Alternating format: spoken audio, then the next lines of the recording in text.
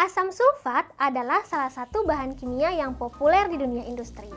Asam sulfat digunakan sebagai bahan dasar pembuatan pupuk, asam-asam organik, dan cat. Banyak juga ya manfaatnya. Oke, sebelum aku membahas bagaimana cara membuat asam sulfat, sebaiknya kamu tahu dulu, apa sih asam sulfat itu? Asam sulfat mempunyai rumus kimia H2SO4.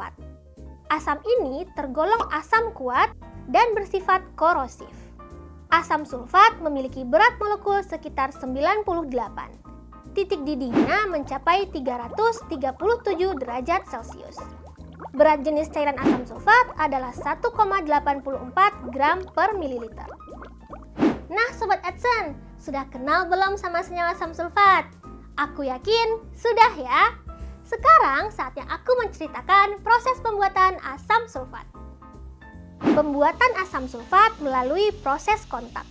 Ada 3 tahap penting pada proses kontak ini, yaitu pembentukan gas belerang dioksida, pembentukan gas belerang trioksida, dan pembentukan asam sulfat.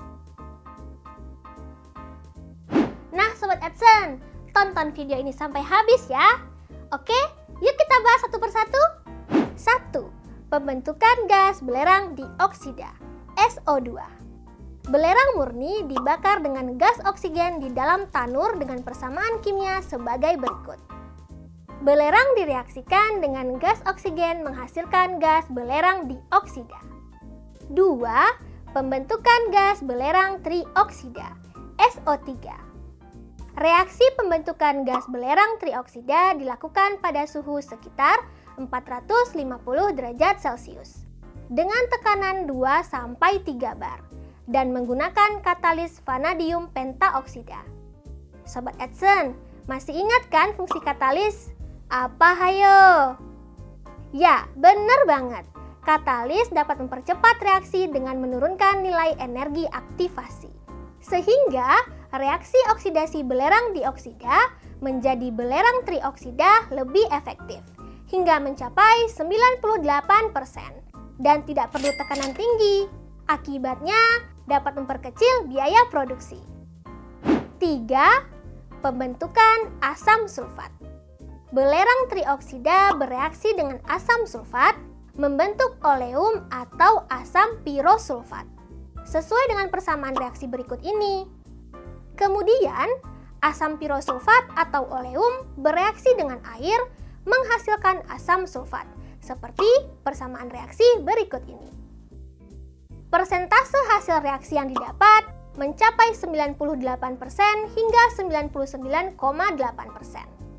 Nah, Sobat Edson, kita rangkum yuk proses kontak pembuatan asam sulfat. Proses yang pertama adalah pembakaran belerang. Dilanjutkan dengan proses konversi belerang dioksida, dan selanjutnya adalah pembentukan asam sulfat. Oke Sobat Edson, inilah aplikasi konsep reaksi kimia dan laju reaksi dalam pembuatan asam sulfat. Seru kan? Untuk lebih memahami video ini, kalian bisa kunjungi edson.id. Ada banyak sekali video pembelajaran yang menarik dan tentunya berguna untuk kalian. Terima kasih dan sampai jumpa di video berikutnya. Salam pintar!